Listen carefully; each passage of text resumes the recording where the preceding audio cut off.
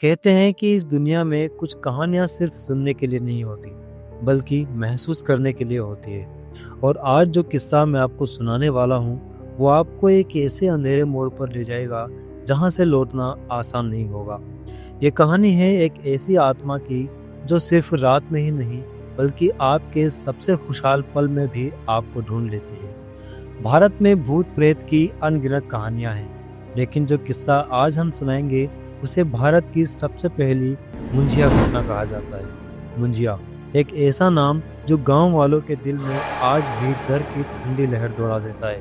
कहते हैं यह आत्मा पीपल के पेड़ों को अपना घर बनाती है और अपने शिकार को खींच लाने की ताकत रखती है। तो दिल थाम लीजिए, क्योंकि अब हम चलने वाले हैं एक ऐसे सफर पर जहां यकीन और अंधविश्वास की सीमा धुंधली पड़ जाती है और सामने आता है मुंजिया का डरावना सच। हिंदू धर्म में एक पुरुष के जीवन में 4 मुख्य चरण आते हैं।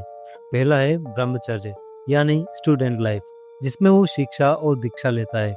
दूसरा गृहस्थ यानी हाउसफुल लाइफ, जो हम सभी अपने घरों में देखते हैं, जिसमें एक पुरुष पैसा कमाता है, घर बसाता है और अपने परिवार की देखभाल करता है। तीसरा वानप्रस्थ, इस चरण में एक पुरुष अपने परिवार को एक ऐसी स्थिति में ला चुका होता है जहां से उसका परिवार उसके बिना भी आगे के जीवन को पर्याप्त संसाधनों के साथ आराम से जी सकता है।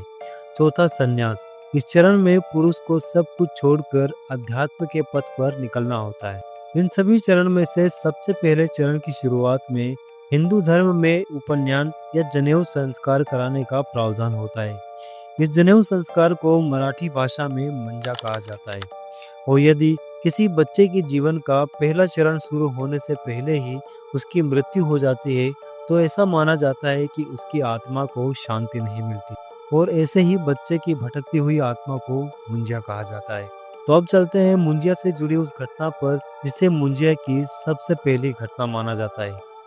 बात है सन 1960 के समय के महाराष्ट्र की, जो कि तब बॉम्बे स्टेट से अलग ही हुआ था। और इसी स्टेट में एक गांव था नंदुरी। इस गांव की ज्यादातर जनसंख्या ब्राह्मण थी, जो कि हिंदू रीति रिवाजों को पूरे विधि विधान के साथ पूरा किया करते थे। इसी गांव के एक बच्चे का जनेऊकरण होने वाला था। इस बच्चे का नाम था राघव। राघव स्वभाव से बेहद चंचल और जिज्ञासु बच्चा था, जिसका लगभग पूरा दिन अपने दोस्तों के साथ खेलकूद और घूमने फिरने में निकल जाता था। लेकिन इस खानदारी के बीच में गांव के बच्चे और राघव अपने घर वालों की बताई ये बात कभी नहीं भूलते थे कि उन्हें किसी भी हाल में गांव के पीछे मौजूद बगीचे में बिल्कुल नहीं जाना है, क्योंकि वहां के बड़े बड़े और घने पीपल के पेड़ों पर बेहद खतरनाक आत्माओं का वास है। दरअसल गांव के लोगों का ये मानना था कि उस बाग में इतने सारे पीपल के पेड़ हैं जो यूं ही अपने आप उगाए थे, और अब दिन भर उन पेड़ों से अजीब अजीब सी आवाजें आती रहती हैं। रात के सन्नाटे में ये आवाजें और भी डरावनी और शरीर में सिरन पैदा करने वाली होती है। वहीं गांव के कुछ लोगों का ये भी मानना था कि इस पीपल के बाग को एक साधु ने बनाया था और फिर आसपास की सारी प्रेत आत्माओं और भूतों को इन पीपल के पेड़ों पर बांध दिया था। पीपल के बगीचे से जुड़ी ये कहानी गाँव के बच्चे बच्चे को मालूम थी, लेकिन राघव को फिर भी एक बार उस बगीचे में जाने की इच्छा थी। वो देखना चाहता था कि आखिर वहाँ के बारे में ऐसा कहने वालों की बातों में आखिर कितनी सच्चाई है। बस अपनी इसी इच्छा को पूरा करने के लिए उसने अपने जनेऊकरण संस्कार से एक रात पहले का समय निर्धारित किया। उसे पता था कि मुंजा संस्कार से पहली वाली रात घर में जश्न का माहौल होगा और सभी लोग पूरी रात भजन कीर्तन और अगले दिन की तैयारियों में व्यस्त होंगे। फिर क्या था, बस अपनी मुंजाकरण से एक रात पहले राघव उस बगीचे की तरफ चल निकला। वो सावधानी और तेजी से पीपल के बगीचे की ओर बढ़ता चला गया।